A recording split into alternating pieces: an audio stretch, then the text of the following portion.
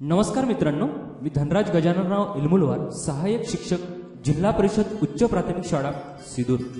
आज आपण गणनपूर्व तयारीविषयी बघणार आहोत। विद्यार्थी पहिल्या वर्गात आल्यावर त्याला गणिताचं काय शिकवायचं हे आज आपण बघूया, म्हणजेच त्याची गणनपूर्व तयारी कशी करायची ते आज आपण इथे बघणार आहोत। तर सर्वप्रथम काही गणनपूर्व तयारीचे संबोध आहेत ते आपण बघूया।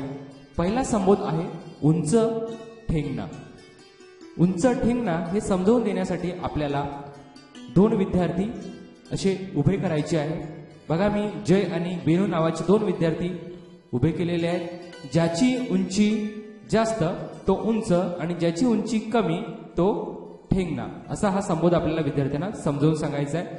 म्हणजे जय इथे जय उंच आहे व वेणू ठेंगणा आहे। यासाठी आपल्याला पुन्हा काही कृती करता येईल। विद्यार्थ्यांना जोडीजोडीने उभे करायचं, जोडीतल्या ठेंगण्या मुलाला खाली बसायला सांगायचं किंवा जोडीतल्या उंच मुलाला डोक्यावर हात ठेवायला सांगायचं। अशा विविध कृती आपण यांच्याकडून करवून घेऊ शकतो। त्यानंतरचा संबोध आहे सर्वात उंच सर्वात ठेंगणा। याच्यासाठी आपल्याला विद्यार्थ्यांना सर्वात ठेंगण्या मुलापासून ते सर्वात उंच मुलापर्यंत क्रमाने उभे करायचं आहे। सर्वात उंच मुलाला उड्या मारायला सांगता येईल आपल्याला, तसेच सर्वात ठेंगण्या मुलाला टाळ्या वाजवायला सांगता येईल। बघा, आपण ही कृती करूया। वर्गातील विद्यार्थ्यांना त्यांच्या उंचीप्रमाणे मी इथे उभं केलेलं आहे, किंवा तुम्ही अधामधात सुद्धा त्यांना उभं करून सर्वात उंच कोणता व सर्वात ठेंगणा कोणता हे आपण ठरवू शकतो। तर याच्यामध्ये कोण आपल्याला सर्वात उंच दिसत आहे? वेणू। आणि सर्वात ठेंगणा कोण दिसत आहे? जय। तर अशा पद्धतीने आपण उंच व ठेंगणा ही संकल्पना समजावून देऊ शकतो। त्यानंतर संबोध आहे लहान मोठा। एकाच प्रकारच्या दोन वस्तू दाखवून लहान मोठा आपण विचारायचा आहे। उदाहरणार्थ 2 कप, 2 दगड, 2 फूल। तसेच प्रत्येक मुलानं बाहेर जाऊन एक दगड आणायचा। गटातल्या कोणाचा दगड सर्वात मोठा, दगड कोणाचा सर्वात लहान हे आपल्याला ठरवायचं आहे। तर बघा, काही इथे मी उदाहरण दिलेले आहे। 2 कप आहे आपल्याला, तर याच्यापैकी लहान कप कोणता आणि मोठा कप कोणता हे ओळखायचं आहे। तसेच 2 फुलं दाखवलेले आहे मी, लहान फूल कोणता, मोठा फूल कोणता। तर 2 प्राण्यांचे चित्र आहे, मोठा प्राणी कोणता आणि छोटा प्राणी कोणता। तर अशा पद्धतीने आपण लहान आणि मोठा ही संकल्पना विद्यार्थ्यांना समजावून देऊ शकतो। तसेच ही कृती आपण दुसऱ्या एका पद्धतीने घेऊ शकतो। बघा, काही दगड आणायचे, त्यातला लहान दगड कोणता आणि मोठा दगड कोणता हे ओळखायला सांगायचं। विद्यार्थी बाहेरून दगड आणतील व त्यांच्यामधला सर्वात मोठा दगड कोणता, सर्वात लहान दगड कोणता हे सुद्धा आपण या कृतीद्वारे विद्यार्थ्यांना करून दाखवू शकतो। त्यानंतर आहे जवळ दूर। काही विद्यार्थ्यांना असं आपण उभं करूया, पवन, केशव आणि वंदना, आणि त्यांना प्रश्न विचारूया। पवनच्या जवळ कोण आहे? पवनच्या दूर कोण आहे? वंदना पवनच्या जवळ आहे की दूर? केशव पवनच्या जवळ आहे की दूर? त्याच्यावरून आपण अनेक असे प्रश्न तयार करून विद्यार्थ्यांच्या बुद्धीला चालना देऊन जवळ म्हणजे काय आणि दूर म्हणजे काय हे समजावून सांगू शकतो। जसे पवनच्या जवळ हा केशव आहे आणि पवनच्या दूर वंदना आहे। त्यानंतरचा संबोध आहे लांब आखूड। लांब वस्तू कोणती आणि आखूड वस्तू कोणती हे आपल्याला इथे विद्यार्थ्यांना सांगायचं आहे। जसं मी इथे दोरीचा वापर करताय, इथे मी 2 दोऱ्या ठेवलेल्या आहेत, त्यापैकी लांब दोरी कोणती व आखूड दोरी कोणती? ज्याची लांबी जास्त आहे ती लांब व ज्याची लांबी कमी आहे ती आखूड, हे आपण इथे सांगू शकतो। बघा, वरची दोरी लांब आहे आणि खालची दोरी आखूड आहे। त्यानंतर आपल्याकडे स्केल असतात, त्या स्केलचा सुद्धा आपण वापर करू शकतो। कोणती स्केल लांब आहे व कोणती स्केल आखूड आहे? तर अशा पद्धतीने आपण विद्यार्थ्यांना लांब आखूड हा संबोध स्पष्ट करून देऊ शकतो। त्यानंतरचा संबोध आहे कमी जास्त। 2 विद्यार्थी मी इथे घेत आहे आणि त्यांच्याकडे काही वस्तू देत आहे। 2 विद्यार्थ्यांना उभे करून त्यांच्याकडे काही वस्तू द्यायच्या।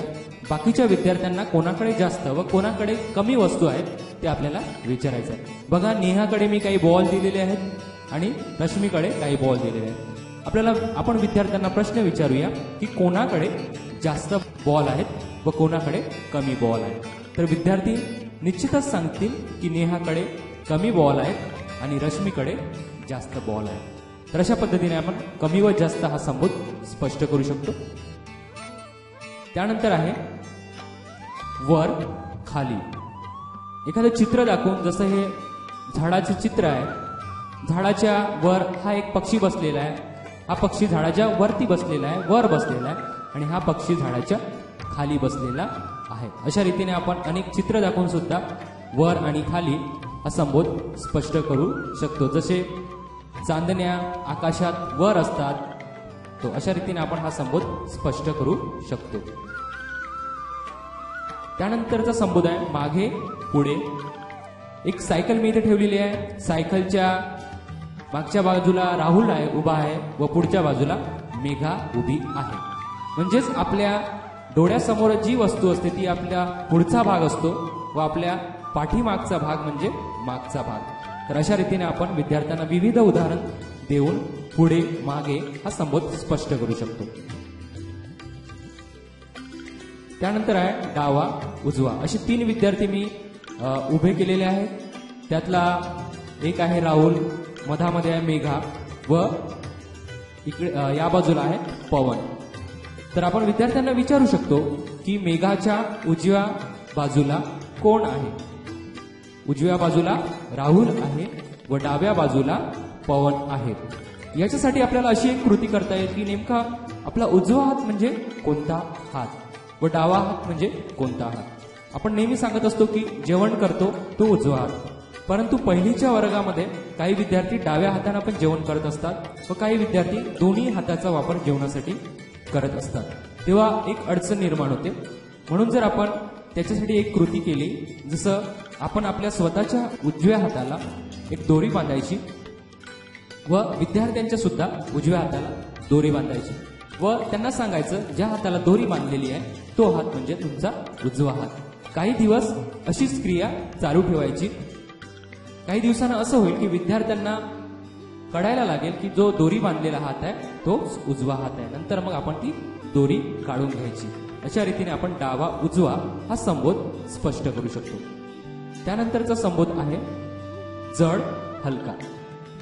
अशा 2 बादल्या मी घेतलेल्या आहे. 2 बादल्या घेऊन एकात पाणी घ्या व दुसरी रिकामी ठेवा. विद्यार्थ्यांना कोणती बादली जड व कोणती हलकी ते विचारायचं. निश्चितच विद्यार्थी सांगेल की ज्या बादलीमध्ये पाणी भरलेलं आहे ती बादली जड व ज्याच्यामध्ये पाणी भरलेलं नाहीये ती हलकी. तसेच 2 दगड, एक जड मोठा दगड घ्यायचा आणि एक छोटा.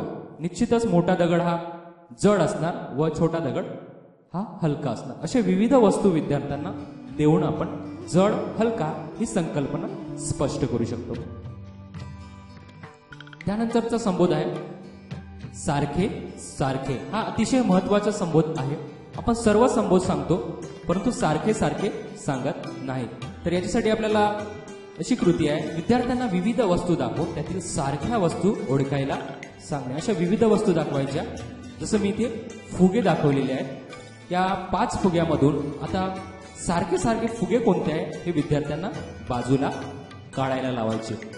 याच्यावरून सारख्या सारख्या वस्तूंचा सुद्धा सारखेपणा, समानता हे आपल्याला विद्यार्थ्यांना समजावून सांगता येईल. तर अशा पद्धतीने आपण गणनपूर्व तयारी विद्यार्थ्यांची करावून घेऊ शकतो. धन्यवाद.